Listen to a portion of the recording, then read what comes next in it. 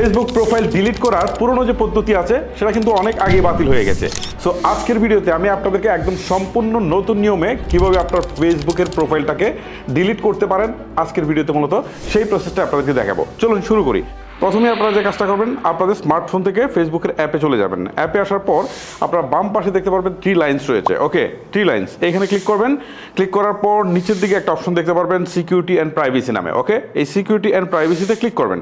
Click করার পর settings বলে একটা অপশন দেখতে পারবেন। জাস্ট এই সেটিংসে আপনারা একটা ক্লিক করবেন।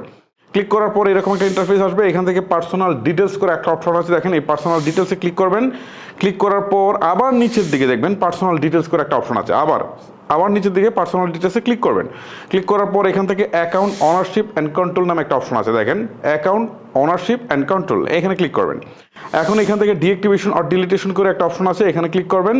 ক্লিক করার পর এখান থেকে আপনার প্রোফাইলটা দেখাবে, জাস্ট এটার উপরে ক্লিক করবেন।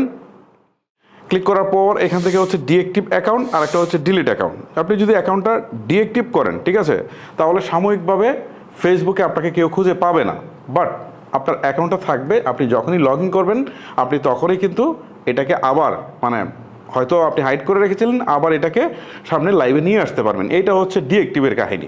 আর যদি আপনি ডিলিট করেন অ্যাকাউন্টটা, ঠিক আছে, তাহলে ডিলিট করলে আপনার অ্যাকাউন্টটা পার্মানেন্টলি ডিলিট হয়ে যাবে। একটা সুনির্দিষ্ট টাইম আছে, সেই সময়ের মধ্যে যদি আপনি লগ ইন না করেন তাহলে পার্মানেন্টলি তারা এটাকে ডিলিট করে দিবে। সো আপনি তো পার্মানেন্ট ডিলিট করতে চাচ্ছেন। ওকে, সো আপনি এই যে ডিলিট অ্যাকাউন্ট এখানে ক্লিক করবেন, তারপর নিচে কন্টিনিউ অপশন আছে, এখানে ক্লিক করবেন। এখন এখান থেকে কোনো একটা রিজন দিতে হবে যে আপনি কেন বা এটা ডিলিট করছেন, ঠিক আছে। সো কোনো একটা কিছু আপনি সিলেক্ট করে দিয়ে দেবেন, দিয়ে তারপর হচ্ছে কন্টিনিউ অপশনে ক্লিক করে দিয়ে দেবেন। তারপরে এখান থেকে আবার কন্টিনিউ যে অপশনটা আছে এখানে ক্লিক করবেন। ক্লিক করার পর এখান থেকে তারা আবার বলতেছে যে হ্যাঁ আপনি যে পার্মানেন্টলি ডিলিট করবেন, এখানে আপনার মেসেজ আছে, এই আছে সেই আছে, সব কিছু আপনাকে সতর্কবাণী দিচ্ছে আর কি। ওকে, সো আপনি চাইলে কিন্তু এইগুলো সেভ করেও রাখতে পারেন, এক্সপোর্ট করে রাখতে পারেন আর কি সেটা। আর যদি না রাখতে চান তাহলে জাস্ট নিচে কন্টিনিউ অপশন আছে, এখানে ক্লিক করে দেবেন। এখন আপনাকে পাসওয়ার্ডটা দিতে হবে, ঠিক আছে, আপনার ফেসবুকের যে পাসওয়ার্ড যেটাতে লগ ইন করেন এটা দিবেন। আমি হচ্ছে আমার ফেসবুকের পাসওয়ার্ডটা দিয়ে দিয়েছি, এখন কন্টিনিউ অপশনে ক্লিক করে দিচ্ছি। এখন আবারও একটা সতর্কবাণী দিচ্ছে যে ভাই আসলে আপনি ডিলিটটা করবেন কিনা, কনফার্ম কিনা, ঠিক আছে। সো এই জিনিসটা তারা বলছে।